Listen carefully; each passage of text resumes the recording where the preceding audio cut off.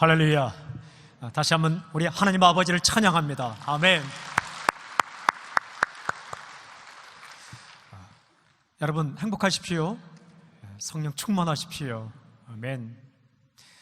우리는 지금까지 천국에 대해서 7번에 걸쳐서 메시지를 들었습니다. 하늘 이야기를 들었죠. 오늘부터는 이 땅에서 살아가는 이야기를 들으려고 합니다. 새로운 주제를 가지고 7주 동안 메시지를 듣게 될 것인데, 그 주제는 이것입니다. 지혜입니다. Wisdom, 지혜. 이 땅을 살아가는 우리들에게 지혜가 필요합니다. 말씀을 읽다가 이런 말씀을 읽게 되었어요. 잠언서 14장 1절 말씀에 지혜로운 여인은 자기 집을 세우되 미련한 여인은 자기 손으로 그것을 허느니라. 이런 깨달음이 왔습니다. 아, 그렇구나. 여인 한 명이 지혜로우면 집안을 이렇게 세우지만 미련하면 모든 것을 다 헐어버릴 수 있겠구나. 그렇습니다. 당신 한 사람이 지혜로우면 가문을 세울 수 있습니다. 하나님께서 그래서 우리에게 이렇게 말씀하십니다. 잠언 3장 14절에 이는 지혜를 얻는 것이 은을 얻는 것보다 낫고 그 이익이 정금보다 나음이니라. 지혜를 얻는 것이 은과 금을 얻는 것보다 낫다라고 말씀하십니다. 지혜는 하나님께서 주십니다. 말씀이 선포될 때에 지혜를 사모하시고 당신에게 지혜가 선물로 임하는 놀라운 역사기를 주님을 선포합니다. 지혜라는 말을, 단어를 성경에서 찾아보니 482개나 되었습니다. 434 구절에 기록되어 있는데 한 절에 1개 나오기도 하고 2개 나오기도 하고 어떤 구절은 3개까지 나오는 구절이 있어서 다 세어보니 482개가 되었습니다. 지혜라는 말이 창세기부터 요한계시록까지 곳곳에 있는데 가장 많이 나오는 성경은 잠언이었습니다. 131개가 나왔습니다.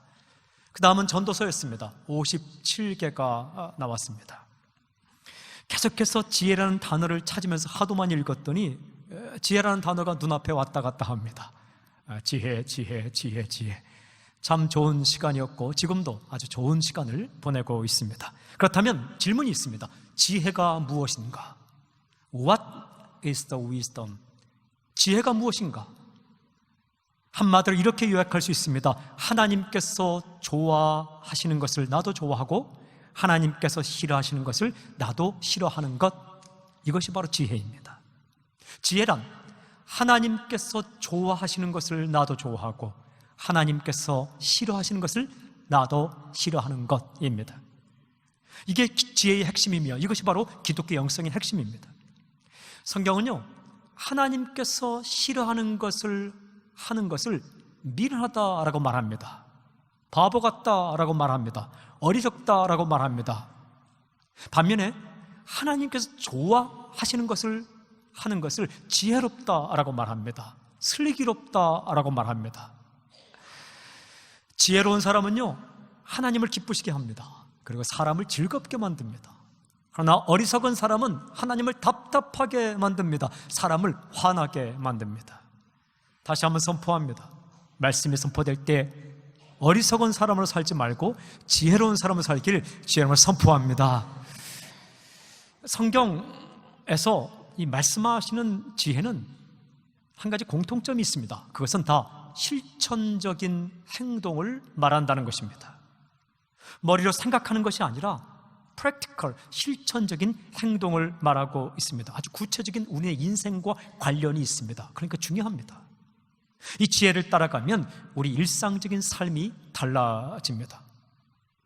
대단한 지식을 가진 사람도, 많이 훈련받은 사람도, 아무리 기도를 많이 하는 사람도, 말씀을 많이 알고 있는 사람도 이 지혜가 부족하면 하나님의 마음을 어렵게 만들고 사람을 화나게 만들 수 있습니다.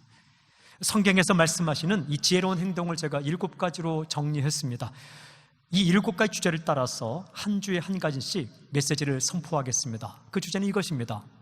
참음, self-control, 경청, listening, 근면, diligence, 겸손, humility, 나눔, sharing, 정직, honesty, 명예, name입니다. 참음, 쉽게 화내지 않고 분노를 잘 참는 것이 지혜입니다.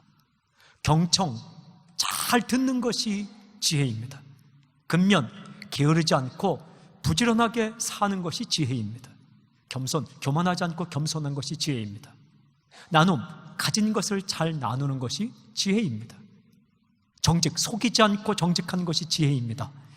명예, 작은 이익보다 이름을 중요하게 여기는 것이 바로 지혜입니다. 이제 첫 번째 주제인 참음에 대해 메시지를 선포하겠습니다. 메시지의 핵심은 이것입니다. 분노를 참는 것이 지혜이다. 분노를 참는 것이 지혜이다. 하나님께서 우리에게 이렇게 말씀하십니다. 오늘 본문 말씀입니다. 잠언 29장 11절, 어리석은 자는 자기의 노를 다 드러내어도 지혜로운 자는 그것을 억제하느니라.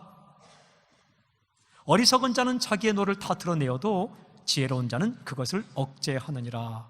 그렇습니다. 어리석은 사람은 화를 참지 못하고 다 그 화를 드러냅니다. 그러나 지혜로운 사람은 화를 참습니다. 화가 나도 참습니다. 하나님 말씀 분명합니다. 화를 내는 사람은 어리석은 사람이며 화를 참는 사람은 지혜로운 사람이다 라는 말씀입니다. 지혜로운 사람은 화가 나도 화를 참습니다.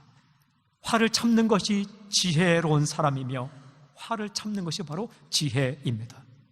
사람들이요, 화를 내며 살아갑니다. 뚜껑이 열린다라는 과격한 표현을 쓸 때도 있습니다. 분노, 화. 사람들은 언제 화를 내는가? 한 가지로 특정화시킬 수 없습니다. 화를 내는 이유가 참 다양했습니다. 그래서 제가 글들을 읽어보았습니다. 사람들은 언제 화를 낼까? 재미있는 글을 보았습니다. 태어난 지 얼마 되지 않는 아기들도 화가 난다라는 글이었습니다. 제목은 이것입니다. 아기는 언제 화가 나는가? 라는 것이었습니다. 아기는 언제 화가 나는가? 제가 읽어보았습니다. 이렇게 적혀 있었습니다. 요즘은 기저귀가 참 좋아 라고 말하면서 기저귀를 갈아주지 않고 싼 데다 또 싸게 할 때 화가 난다. 사람들이 쳐다보는데 아무 데서나 훌렁 벗기고 기저귀 갈아줄 때 화가 난다. 자기가 낳고서도 이 애는 누굴 닮아서 이렇게 못생겼나? 라고 말할 때 화가 난다. 이제 힘들게 말을 배워서 엄마, 아빠도 겨우 말할 정도인데 갑자기 작은 할아버지라고 말해보라고 할 때 화가 난다. 제가 이 글을 읽으면서 공감이 갔습니다. 제가 아기라도 화가 나겠다라는 생각을 하게 되었습니다. 사람들은 하루에도 수없이 화를 내며 살아갑니다. 이유는 다양했습니다. 다시 제가 글을 읽어보았습니다. 언제 화가 날까? 사랑하다가도 화가 난다.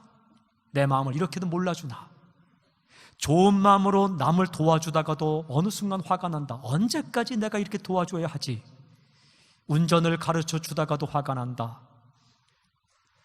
나는 죽어라고 고생해서 어떤 일을 했는데 남은 아무런 고생하지 않고 그 일을 하게 되면 화가 난다.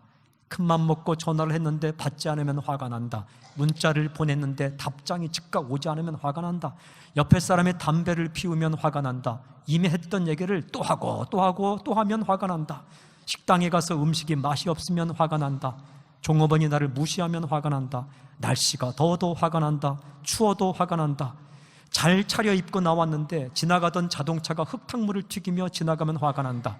큰맘 먹고 새 옷을 사서 입고 갔는데 누군가 똑같은 옷을 입고 있으면 화가 난다. 우산을 같이 쓰고 가는데 우산을 들어주는 사람이 잘못 들어서 자꾸만 빗물이 떨어지면 화가 난다. 똑같은 돈을 내었는데 앞 사람에게는 고기가 많이 들어가고 나에게는 고기가 적게 들어오면 화가 난다. 길이 막히면 화가 난다. 가수가 노래를 못할 때에 화가 난다. 배우가 연기를 못할 때에 화가 난다. 운동 경기에서 졌을 때 화가 난다. 영화 보러 가는데 자기가 먼저 보았다고 영화 줄거리와 결말을 미리 다 얘기할 때 화가 난다. 배고플 때 화가 난다. 그래도 이 모든 것보다 가장 강력한 것은 이것이었습니다. 그냥 화가 난다. 이유야 어찌되었던 간에 중요한 것은 이것입니다. 분노는 인생을 망친다 라는 겁니다. 분노는 인생을 망친다 라는 말씀입니다. 우리를 경악케 하는 많은 사건들의 시발점은 분노 조절 장애였습니다.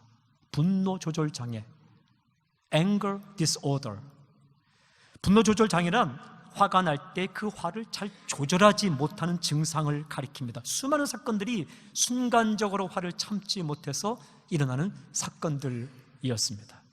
성경은 많은 싸움이 분노에서 시작된다라고 말씀하십니다.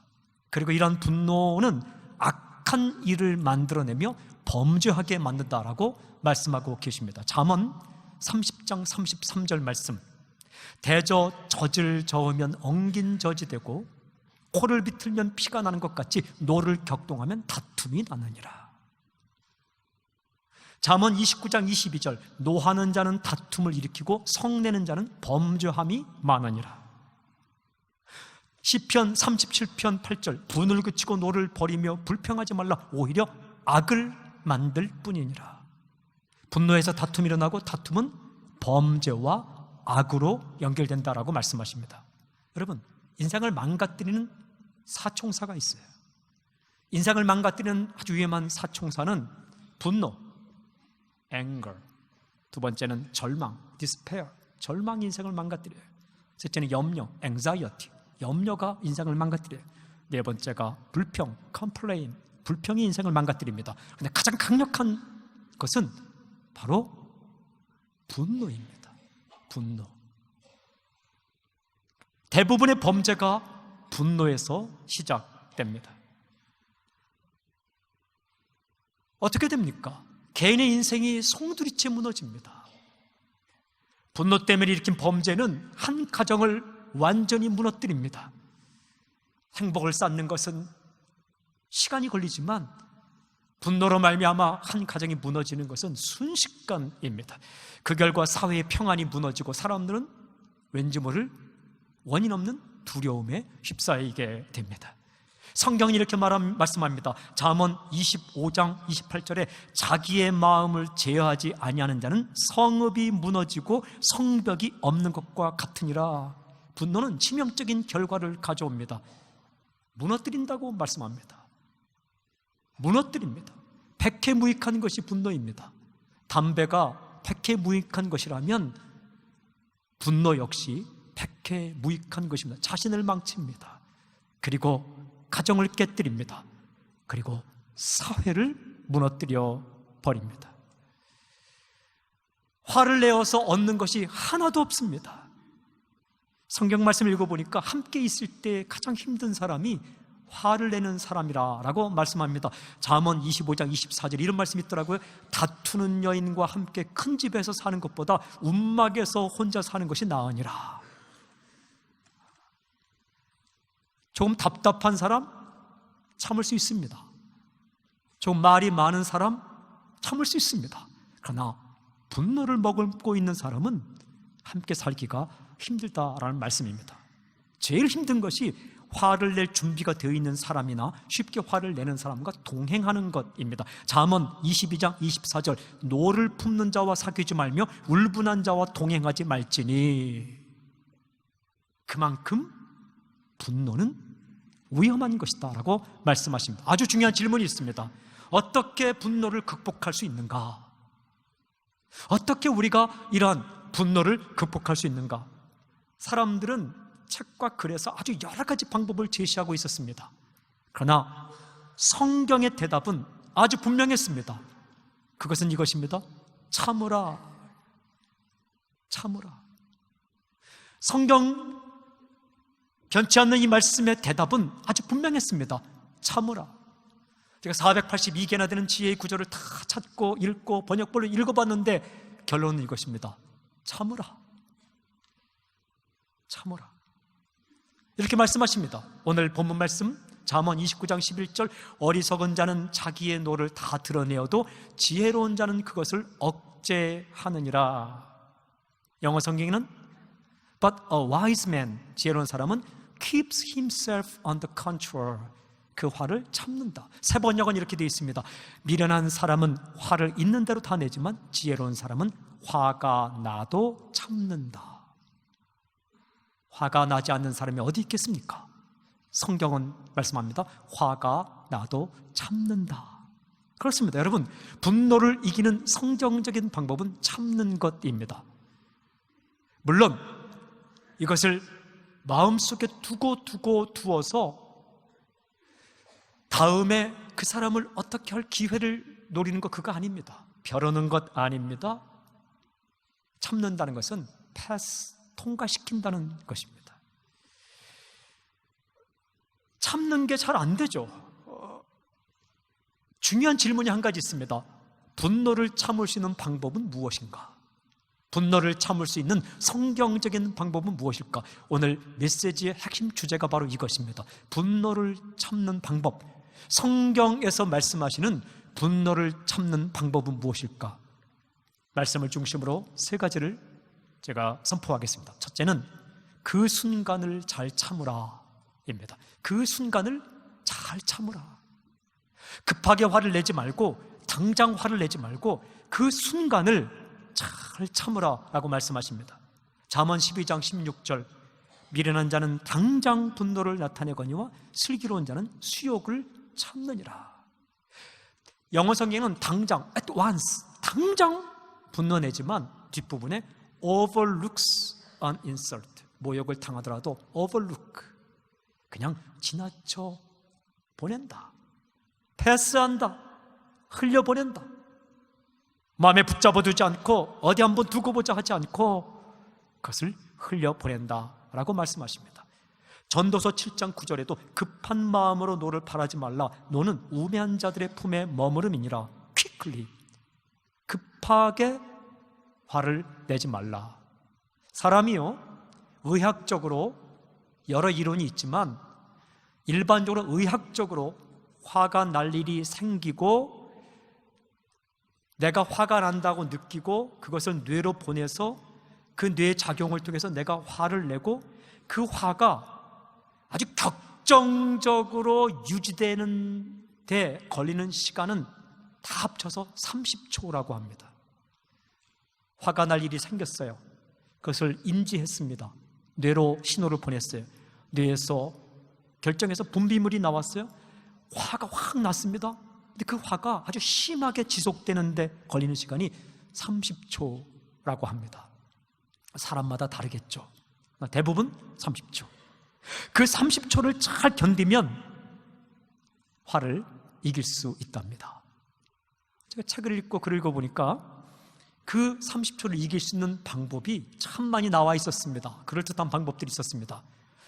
숫자를 1부터 10까지 천천히 세어라. 하나, 둘, 셋, 이렇게 세진 않겠죠. 하나, 둘, 셋 세겠죠. 또 한 10가지를 천천히 세고 또 세면 그 당장 화나는 순간을 넘길 수 있다. 괜찮은 방법입니다. 또 한 가지는 그 자리를 일단 피하라. 화를 내게 하는 그 자리를 일단 피하라. 그것도 괜찮은 방법입니다. 또 하나의 방법은 거울을 보아라. 너의 얼굴이 얼마나 일그러져 있는지, 너의 얼굴이 얼마나 화가 났는지 거울을 즉시 보아라. 제가 이 글을 읽다가 성도들에게 거울을 하나씩 다 선물해 줄까라는 생각도 했습니다. 얼마나 나의 얼굴이 일그러져 있는지. 좋은 방법들이에요.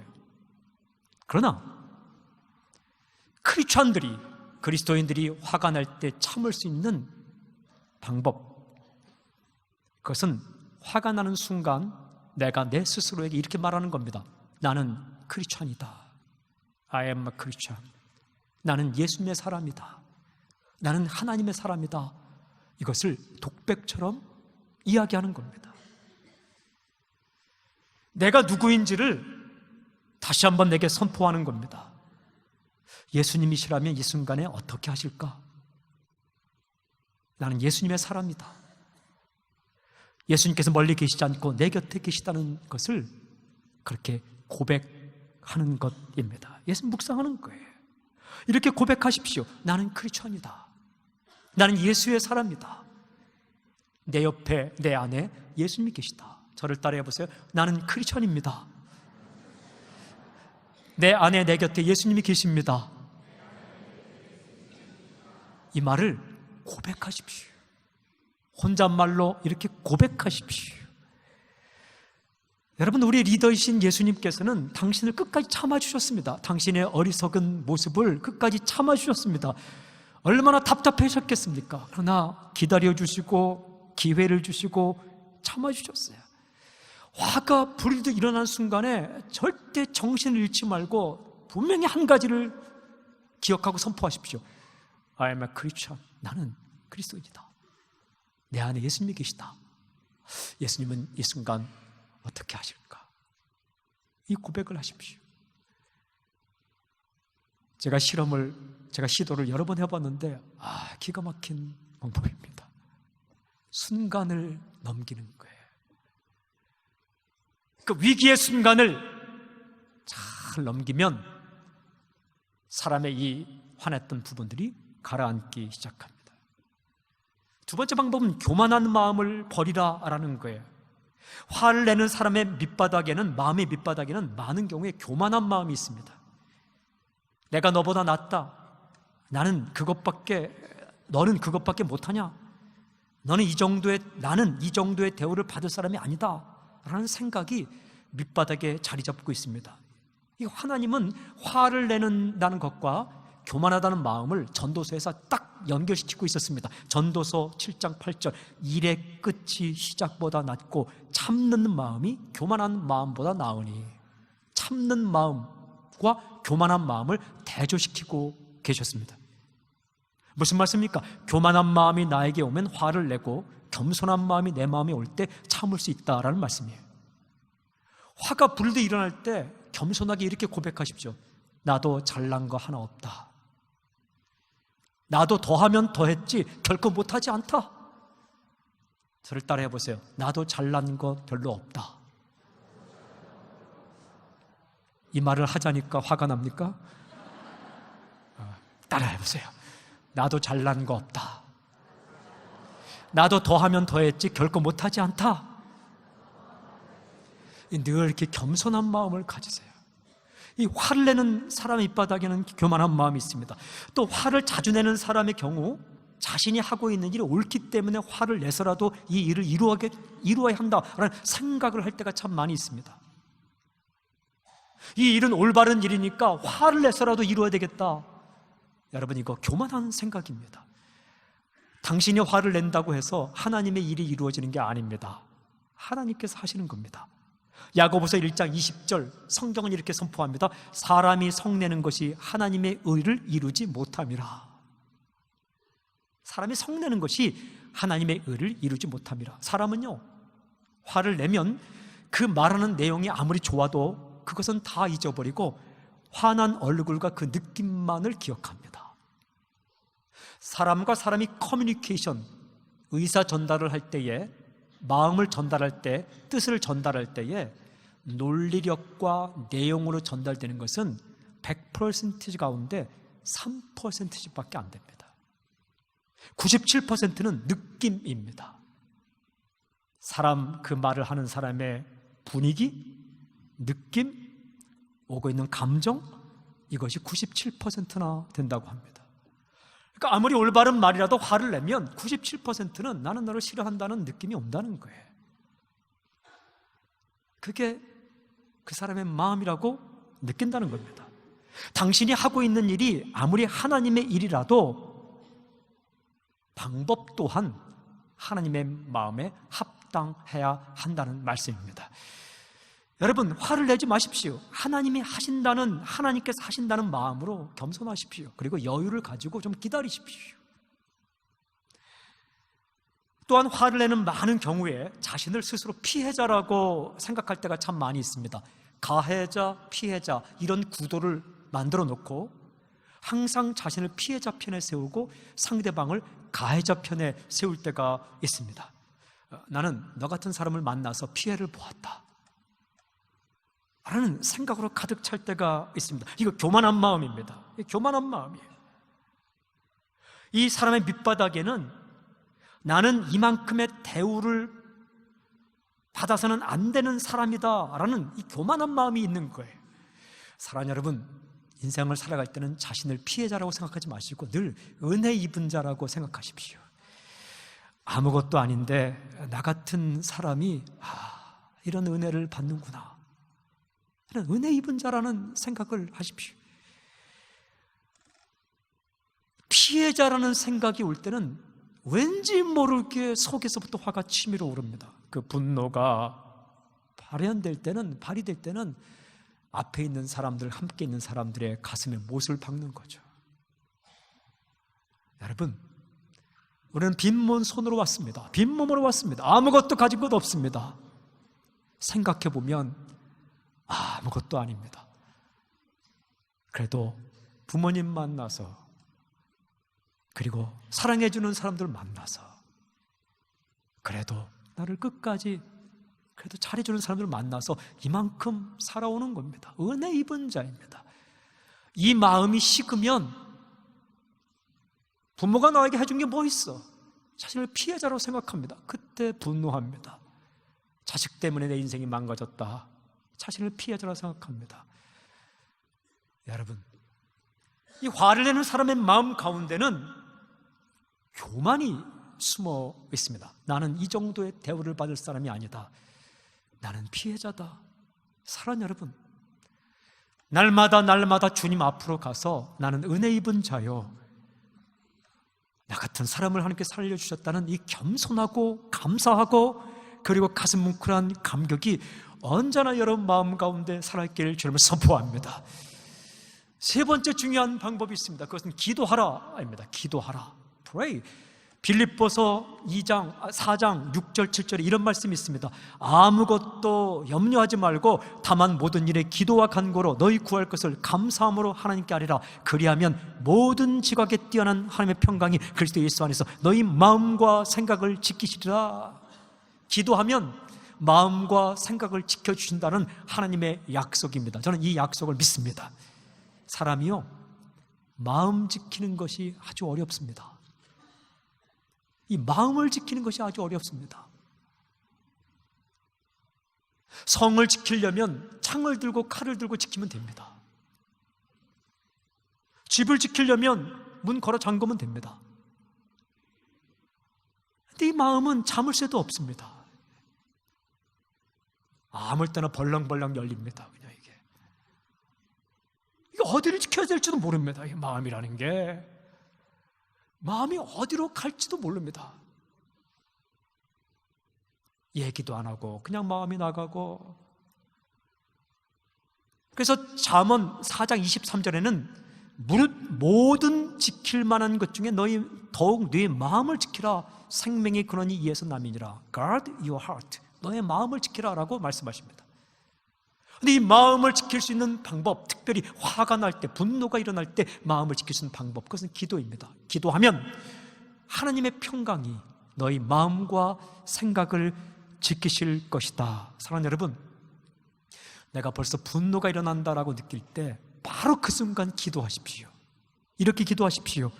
하나님, 내 마음을 지켜주십시오.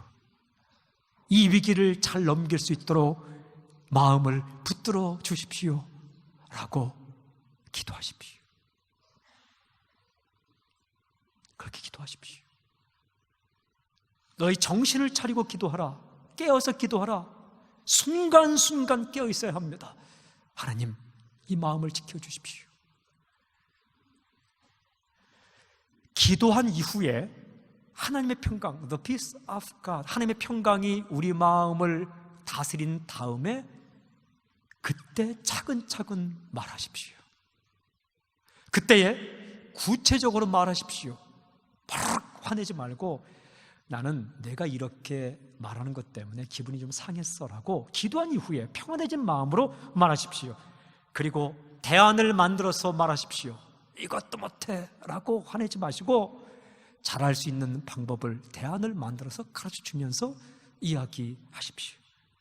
기도한 이후에 평안해진 마음으로 차근차근 따뜻하게 구체적으로 대안을 만들어 말하십시오. 그러면 사람을 얻을 것입니다. 대부분의 화난 상황은 해결이 됩니다. 주께서 약속하십니다. 오직 모든 일에 기도와 간구로 너희 구할 것을 하나님께 아뢰면 하나님의 평강이 너희 마음과 생각을 지키시리라 라고 말씀하십니다.